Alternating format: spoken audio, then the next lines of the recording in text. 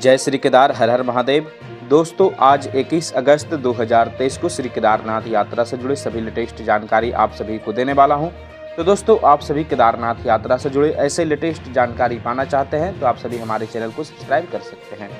तो दोस्तों, सबसे पहले बात करते हैं केदारनाथ धाम के मौसम के बारे में। तो दोस्तों, आप सभी को बता दूं, केदारनाथ धाम में अभी भी मौसम पूरी तरह से समान नहीं हुआ है और फिलहाल 21 अगस्त को लेकर 24 अगस्त तक केदारनाथ क्षेत्र और पूरे रुद्रप्रयाग जिले में बारिश को लेकर येलो अलर्ट जारी किया गया है। और दोस्तों, आप सभी को बता दूं कि बारिश के इन दिनों में केदारनाथ यात्रा मार्ग में बड़े बड़े भूस्खलन लगातार देखने के लिए मिलते रहते हैं। और दोस्तों, पिछले दिनों आप सभी ने देखा होगा केदारनाथ यात्रा मार्ग में कितने बड़े बड़े भूस्खलन देखने के लिए मिला था, जिसमें 2-3 दिन तक यात्रा मार्ग भी पूरी तरह से बंद हो गया था और केदारनाथ यात्रा को रोकना पड़ा था। और दोस्तों, हाल फिलहाल ही केदारनाथ पैदल मार्ग में भी काफी बड़े बड़े बोल्डर और रास्ते खराब हो गए थे, जिससे केदारनाथ यात्रा को 1-2 दिन और बीच में रोकना पड़ा था। लेकिन दोस्तों, अभी तक यह सभी यात्रा मार्ग पूरी तरह से पक्की नहीं हो पाया है। अभी भी बस काम चलाऊ रास्ता बनाया गया है और यात्रियों को यहां से गुजरना पड़ रहा है, इसलिए अभी भी यात्रियों को काफी कठिनाई का सामना केदारनाथ यात्रा पर करना पड़ रहा है। इसलिए दोस्तों, इन दिनों अगर आप भी केदारनाथ यात्रा पर जाने का प्लान बना रहे हैं तो फिलहाल 24 अगस्त तक यात्रा प्लान आप चाहे तो कैंसिल कर सकते हैं।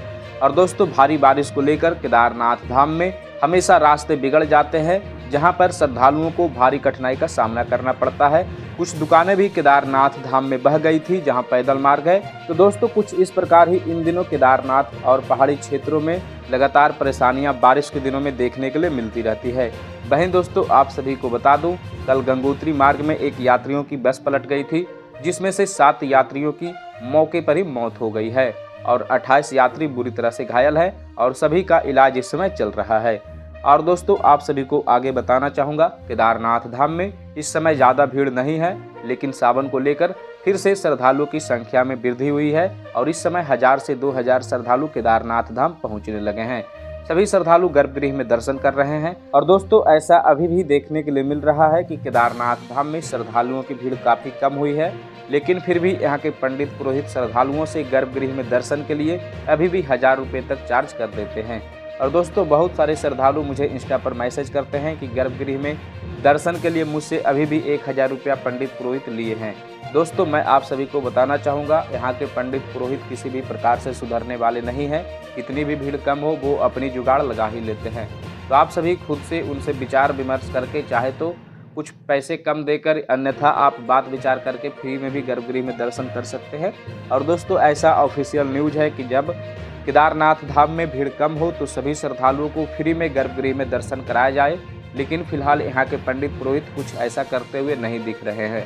और दोस्तों, आगे आप सभी को बताना चाहूँगा, केदारनाथ धाम में सितंबर के महीने में मौसम समान रहने की उम्मीद की जा रही है, इसलिए जो भी यात्री सितंबर महीने में केदारनाथ यात्रा पर आने का प्लान बना रहे हैं उनके लिए यात्रा बहुत ही अच्छी तरीके से होने वाली है।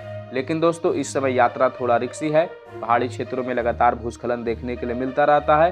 कुछ श्रद्धालुओं के ऊपर भी पहाड़ गिर जाते हैं और कुछ श्रद्धालु पहाड़ी गिरने से रास्ते में जो ट्रैफिक जाम लग जाता है 2-3 दिन तक, उसमें श्रद्धालु भूखे प्यासे और कहीं होटल में ऐसे ही फंसे रहते हैं। तो दोस्तों, अगर आप सभी इन सभी परेशानियों से बचना चाहते हैं तो फिलहाल केदारनाथ यात्रा पर आने से बचें, अन्यथा आप फिर भी यात्रा पर आते हैं तो सावधानी पूर्वक ही अपनी यात्रा करें। जय श्री केदार, हर हर महादेव।